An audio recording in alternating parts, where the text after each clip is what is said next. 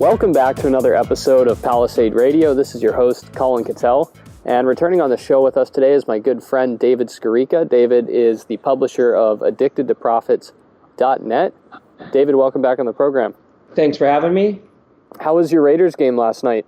Good. If anyone watches football, we don't need to bore them, but the Raiders have been like this heart attack team all year where they keep losing and they come back and they win. So it was entertaining. The problem is I have a late night because I am a huge Raiders fan, so I get a little excited and then I can't get to sleep for about an hour after the game, which isn't good when you usually get up at 5 or 6 in the morning for work. Yeah.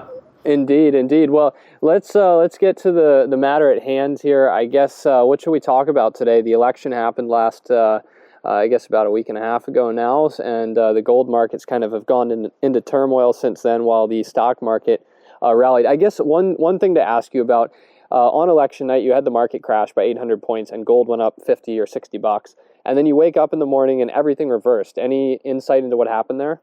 I just think a lot of fear mongering has been going on. Obviously, because I do have a British passport along with my Canadian, I watched the Brexit vote.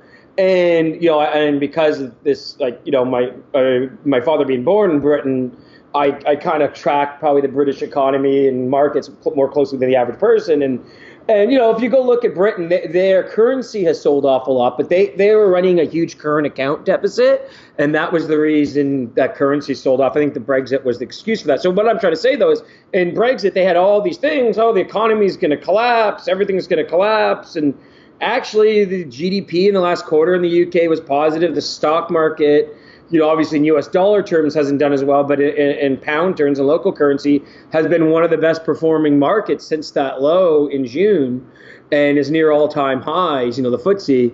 So we really haven't seen things in the UK fall apart, You saw an initial flight to safety in their bond, but the bond sold off because the economy's, stabilized there. And really, there's almost no difference in the economy now statistically than there was pre the vote. So I think that same thing happened now that, Trump is gonna blah, blah, blah. And it was really a lot of fear mongering. And I saw the same people who were fear mongering about a Trump victory, fear mongering saying, oh my God. And these are kind of the real far left people who would never look at the stock futures once in their life.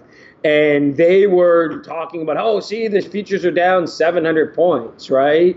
And then, of course, it turned around. So I actually saw this shift.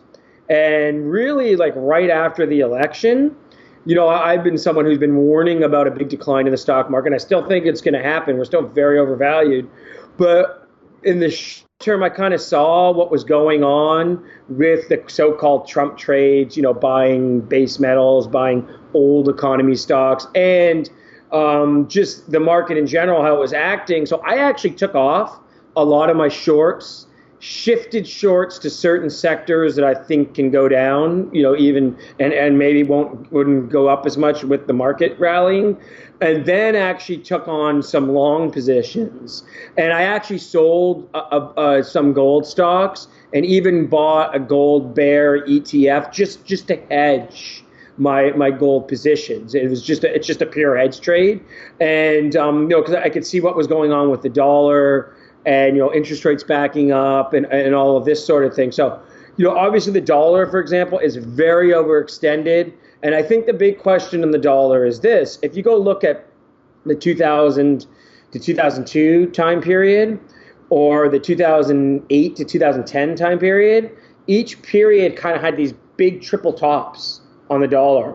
And then the dollar went lower for years. So the question is, are we seeing another triple top with kind of the early 2015 and late 2015 highs in the US dollar index at around 100, 101, or are we about to break out and go to 110, 120? I think we're actually might break out in the short term because I've read what a lot of Trump's advisors think. And they actually want a strong currency, unlike, say, the Bush years where they wanted a weak currency. So they kind of want a strong currency. And then you're going to have really the monetary policy set up where the Fed is going to raise rates probably in December. I think they'll raise rates a couple times next year.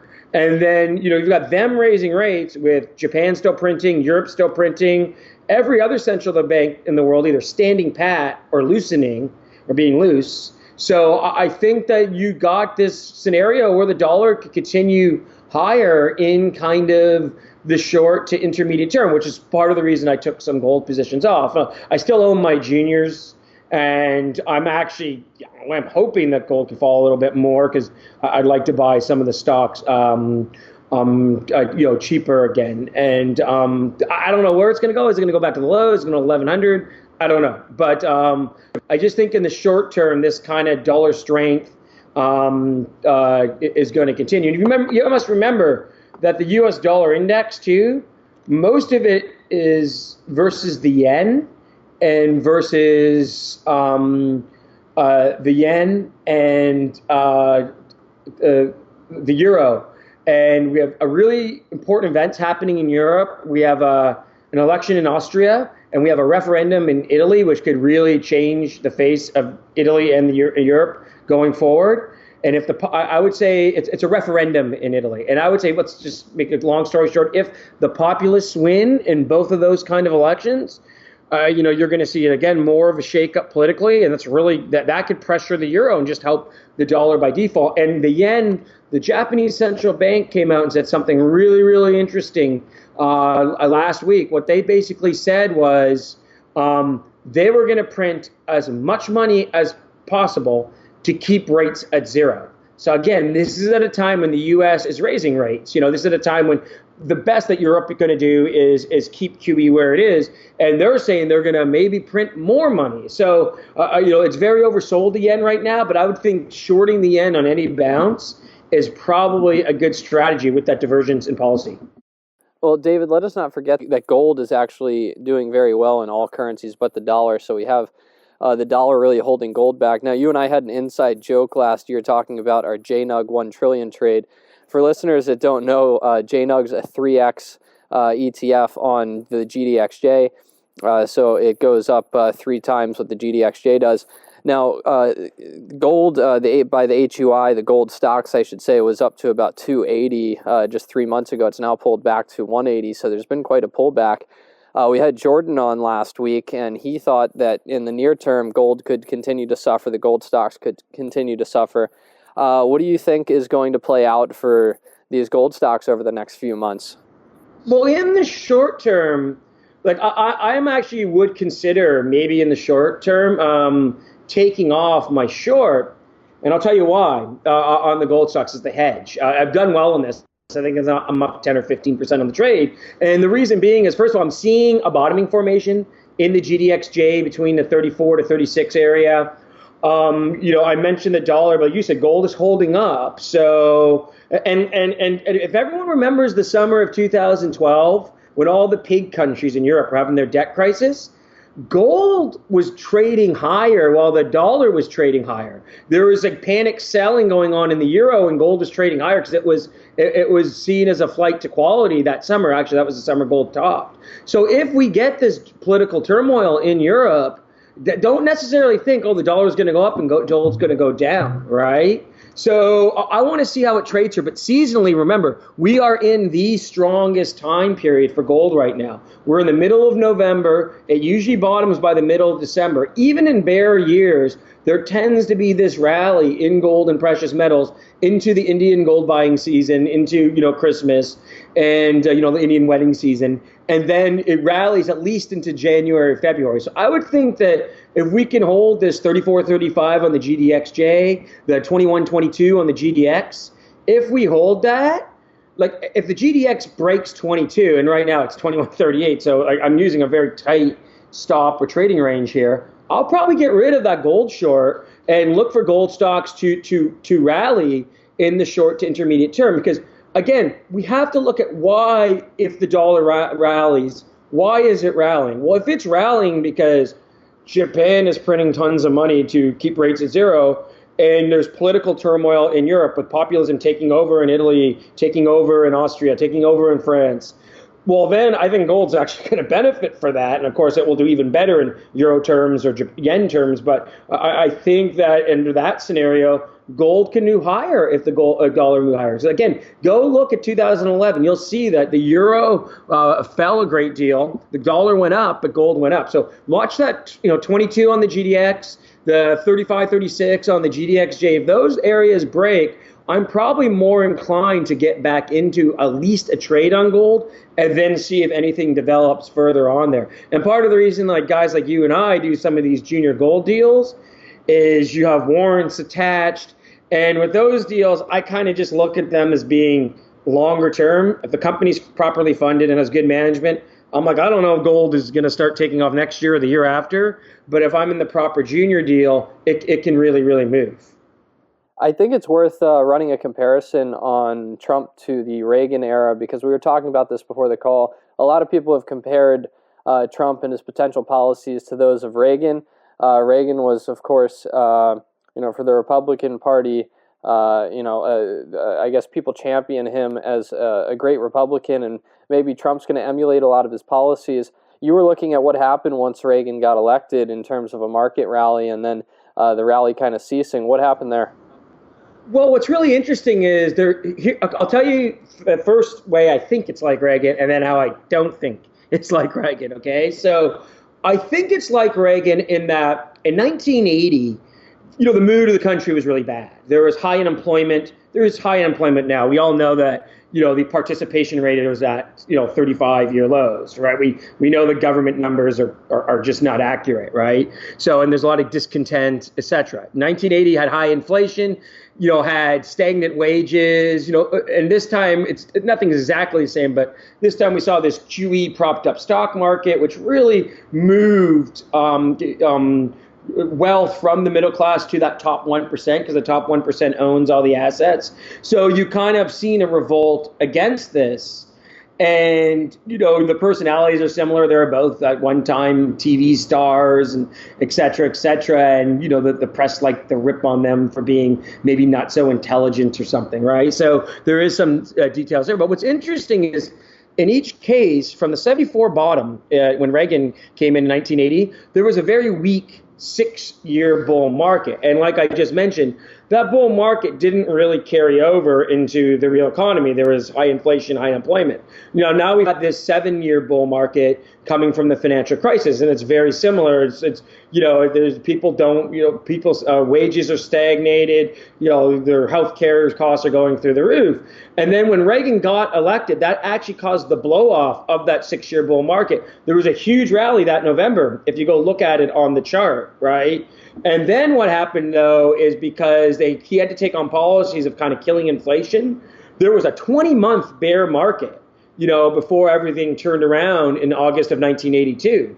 So I kind of feel it's the same way. We're seeing all this optimism over Trump. We saw the highest inflows into U.S. stocks in 2 years last week, like highest weekly inflows. So we're seeing all of this optimism that he's going to, cut taxes, cut regulations, do infrastructure spending, and, the market is pumping. And it's okay. Maybe we could continue to blow off into next year. But the problem is, I think the market has now set itself up where a lot of this has been discounted. And I don't know how much more it can really rally. And what I've seen is, what's really interesting about the history of market cycles is, for whatever reason, most crashes tend to happen when the Republicans control everything. And it's probably because their base tends to be the people that, it's changed now with Trump a bit, but, a lot of people who get excited about economic growth and have assets. And I think they get excited when the Republicans have these kind of policies that they see helping the stock market. And for whatever reason, in the 1929, in the 2000s with the real estate bubble, when they control all three houses, it tends to inflate bubbles, and then the bubbles burst afterwards. So we have that aspect too. But I think we're like kind of blowing off here. I'm seeing the sentiment really turn positive, and I think that's why it's turning positive. All of the Republicans who didn't like Obama, thought he was too far left, didn't like the bankers or something. They're now excited and enthused by Trump, and I'm seeing that reflection of psychology in the stock market. So I think that we could see this top, now really occur, and especially I mentioned earlier that policy divergence in interest rates. If that continues, that could also burst the stock market bubble because an emerging market could blow up. Obviously, higher rates could just stop kind of the borrowing and buyback spree by company, whatever it is, it could blow up. Now, just as a quick note, this is why I don't think longer term it's like Reagan. I think that is set up to be very similar. Well, longer term, what I don't think it is that Reagan had two major things going for him that Trump does not have. Number one, the debt to GDP of the country was only like 30% when Reagan came into office. So, when they did spending and cut taxes, they could run these huge deficits because the debt was coming from a low level. And interest rates were coming from a secular top. So interest rates started, that 35-year bull market, and were going down during Reagan's entire tenure. Now debt to GDP is over 100%, and interest rates look like they bottomed this past summer and are probably going to be headed higher for the next, decade. So those are two things really working against Trump, in my opinion, for this longer term, for like why I don't think we're going to get some 1980s boom, with these policies longer term. And look, I'm someone who's pretty jaded when it comes to politics, even though philosophically I might be more of a Republican. I'm like a libertarian, but I like the notion, or like the quote that people use, which is very funny, that the Democrats tax and spend, and the Republicans borrow and spend. So I think the Republicans are going to run huge deficits, and I don't think the tax cuts are going to work like they did in the 80s. This is another thing going against Trump, just the last note here, because people are too indebted now. In the 80s, people had very little personal debt because of the high interest rates discouraged them from borrowing in the 70s. Well, now people have mortgages, they have car loans, they have student loans. So a lot of that saved money on tax cuts isn't going to flow into the economy like it did in the 80s. It's going to go to pay back debt. Well, David, based on your outlook on the dollar and the economy, mixed with Trump's plans for infrastructure spending, tax cuts, and maybe tax rebates, how do you feel about the base metals versus the precious metals? Everybody was focused on the precious metals the last year or so, and gold having this rally, but the base metals lagging. Could we see a rotation of capital into base metal commodities? Yeah, I think we're going to continue to see that for the short term, but I think this is a trade not based on more perception than reality, because if you go look at supply and demand, China is still about 40% of the global demand for copper, for iron ore. So the base metals are still a China kind of story. And the problem is the U.S. is only about 5% of demand. So even if Trump's stimulus programs, say, increase demand by 20%, well, that's 1% of global demand. It doesn't justify a huge move in copper or a huge in iron ore, especially when these things are oversupplied right now. So I think that maybe some of the trade could be, okay, they're going to debase, currency because they're running too much debt. So I think in the end, base metals benefit from that kind of monetary aspect with gold and precious metals longer term. But my feeling on the base metals is, okay, they could still run here and then maybe sell the news when the infrastructure is announced. But we're still not going to see the really big move in base metals until there's another bear market in stocks and they have to print money to bail out the markets again and the financial system again. And when the U.S. joins that money printing party, then I think people move into all commodities as kind of a hedge against monetary debasement. Because remember, if you were living in Venezuela, it wasn't just gold that's done well. If you had, it's not like someone's going to have a warehouse of copper, but if you had copper, it did pretty well in the last couple of years in Venezuela too. And all these commodities tend to trade together in those reflation kind of trades. And I think another problem with the base metals I see is, and people like Kyle Bass and George Soros have talked about this, especially with the policy divergence of raising rates in the U.S., China is in real danger of having some sort of currency crisis themselves. China has an insolvent banking system. The yuan, the Chinese yuan, is actually trading at near 8-year lows. And if they have to bail out the banks and and if higher rates in the States put pressure on them to devalue the yuan, then that will really hurt base metals because, like I said, it's a China story still, not a U.S. story. So I think the base metals might have seen a bottom. It was a 5-year bear market. A lot of these things really got beaten up, but I don't think it's up and away until we can have this China bubble burst and maybe see a stock market declining in the States, followed by more quantitative easing. And then I think that's when you're really safe with kind of the base metal plays. Now, the good thing is a lot of these base metal type companies also produce gold and silver. So if you're invested in a larger cap that produces gold and silver, I think you can hold that company because obviously they're going to benefit if gold and silver bottom here ultimately and move higher. But I think the base metal play, and by the way, I bought stocks like Cliffs earlier in the year, but I've sold them kind of into this rally from the beginning of the year till now because I really think we got to see this kind of thing, this bust play out in China, and I really think you'll see the stimulus sell the news. And actually, last point on that, Trump wants to do $1 trillion over 10 years. That's $100 billion a year. China does that in like a week or two, so it's really not that big of a deal. All right, well, let's end with an open floor here. Do you have anything else you'd want to add before letting you go, David? No, so what I'm really doing right now, because we're not in a time when the stock market usually crashes. That usually tends to happen from the summer to the fall seasonally. So what I've done right now is I actually have bought in a few really beaten up companies that have nothing to do in the resource sector. So my philosophy right now is to be long short, to be short some sectors you think can go down. I think tech, for example, is going to underperform with Trump in. Because that's a sector he's not really endeared himself to. So, be short some sectors, long these kind of beaten up stocks. And yeah, if we show signs of bottoming from now to the end of the year, maybe pick away at some of the gold stocks. Because seasonally, like I said, they usually tend to rally from November, December into early in the year. But I also don't want people to get too carried away with the so-called Trump trades, because another aspect that I mentioned, these things going against him, stock market capitalization to GDP right now is 125%. The only time it was higher was during the 2000 bubble in stocks.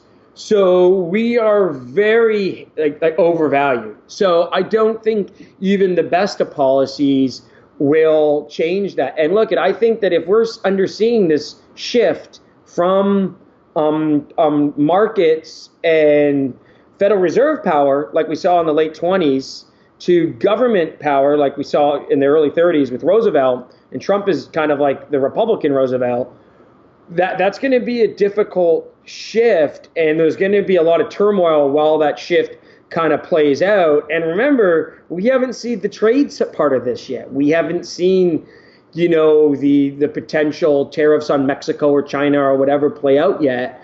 So I think those things will lead to turmoil. So I would just be very, very, careful right now, other than maybe buying a few beat up companies like I'm buying. And these are companies I think can go up even if the market had a correction. But I just think you got to be very, very careful because the market is really oversold. Well, David, thank you so much for coming back on the program.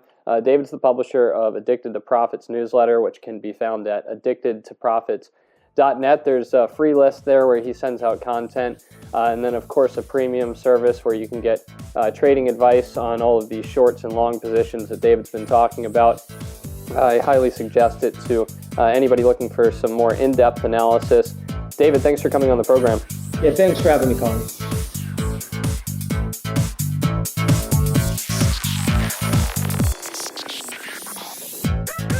think you understand the junior mining sector and you think that the participants in the mining sector, junior mining sector, are good people and kind people, hit the bid. And the world is always going to need raw materials. It's going to need copper and gold and nickel and so forth. Totally destabilized. Hey, Troll, did you hear what's going on in Yemen, or are you too stupid?